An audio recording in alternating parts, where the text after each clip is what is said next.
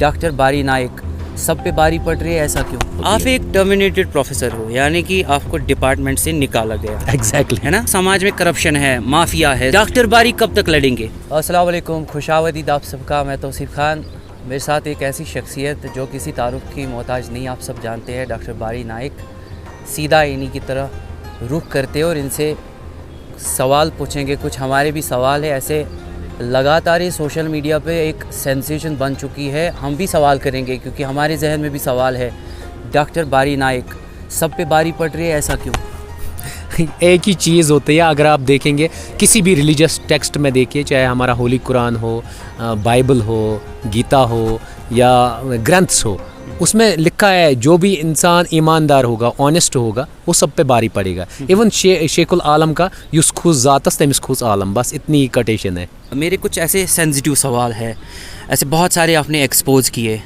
कहीं पर ऐसा डेली रूटीन पे जैसा बारी साहब आप वीडियो डिलीट करो, हम आपको कुछ पैसे देंगे, ऐसे कुछ ऑफर्स आए आपको? ये बहुत सारे ऑफ़र्स आए, ये तो कोई बात ही नहीं है। हज़ारों ऑफ़र्स आए कि आप पैसे ले लीजिए। इवन प्रेशर भी किया गया, गुंडागर्दी पे भी उतर आए। वो हुटमोड़ा का केस आपने देखा होगा। लेकिन मैं किसी से डरा नहीं, मैंने कोई भी चीज़ डिलीट नहीं की। सिर्फ मैं डिलीट वो करता हूँ अगर किसी ने किसी के पैसे खाए इल्लीगली और उसने उसको टॉर्चर इतना किया, फिर मैंने पोस्ट चढ़ाया, फिर उसने कहा मैं विदिन सेकंड्स दे दूँगा। जब पैसे ट्रांजैक्शन हो जाती है उसके बाद मैं उसका पोस्ट उतार सकता हूँ, बाकी कोई पोस्ट डिलीट नहीं होती। आप एक टर्मिनेटेड प्रोफेसर हो, यानी कि आपको डिपार्टमेंट से निकाला गया। एग्जैक्टली है ना, सिंपल जी जी जी, क्लियर।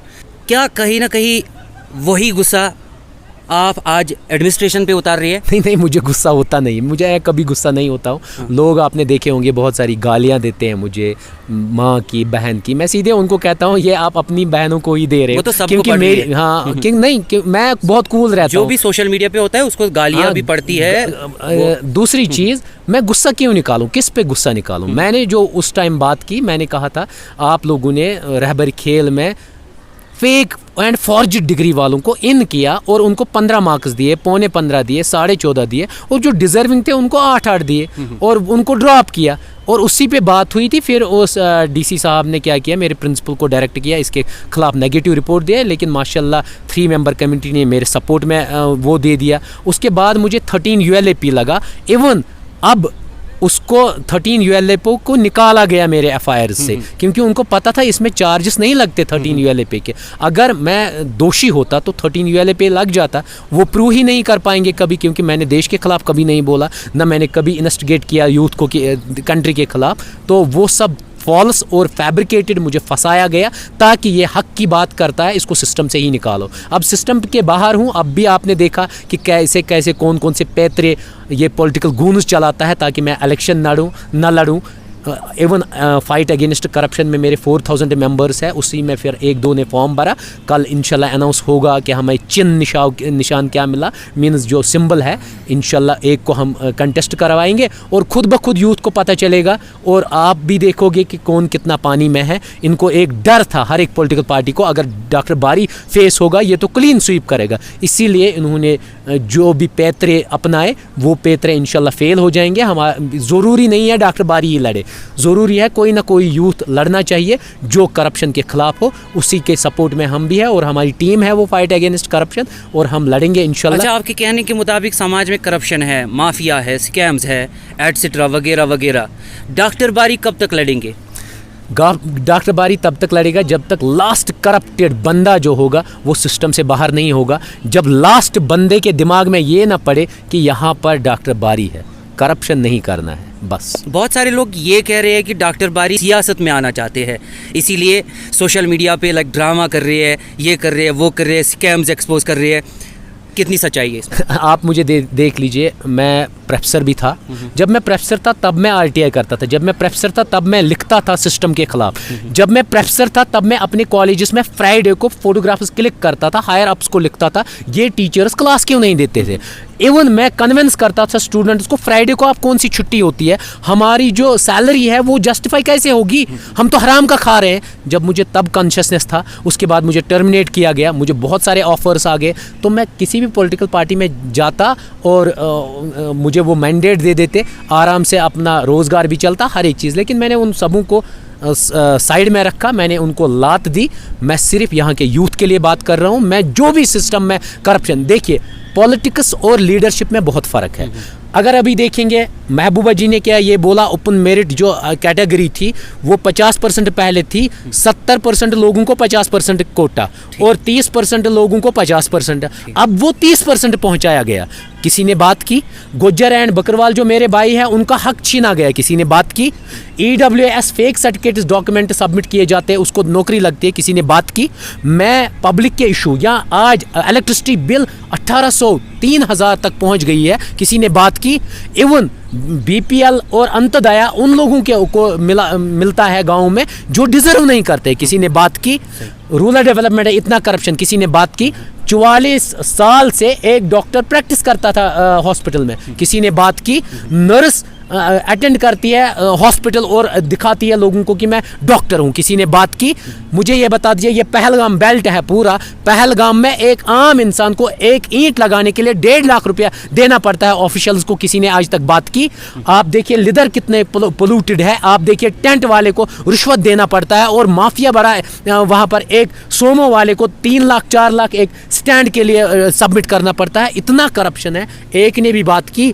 सब चाहते हैं ये भी मेरा वोटर, ये भी मेरा वोटर, ये भी मेरा वोटर। मेरा सीधी सवाल है, मेरा सिर्फ वोटर वही रहेगा जो करप्शन के खिलाफ रहेगा। अच्छा, करप्शन के खिलाफ आप किस तरीके से सोल्यूशन ढूंढते हैं? देखिए अगर मुझसे आप कहोगे करप्शन, मेरे हिसाब से सबको टर्मिनेट करो या उनके ऊपर एक्शन करो, आप कैसे सोल्यूशन? ना, देखिए करप्शन में सिर्फ सोल्यूशन एक है, बहुत बड़ी मछली को अगर करप्टेड है उसको सिस्टम से निकालो। जब बड़ी मछली को आप निकालोगे तो छोटी छोटी मछलियां तो डर जाएंगी ना आराम से। अगर यहाँ 4 गुंडे हैं, जो सबसे बड़ा गुंडा है, मैं जाऊंगा उस पर थप्पड़ मारूंगा, जब थप्पड़ मारूंगा पूरी उसकी गूंज गांव में गूंजेगी, हर जगह चर्चे होंगे, अरे इतने गुंडे को इसने मारा।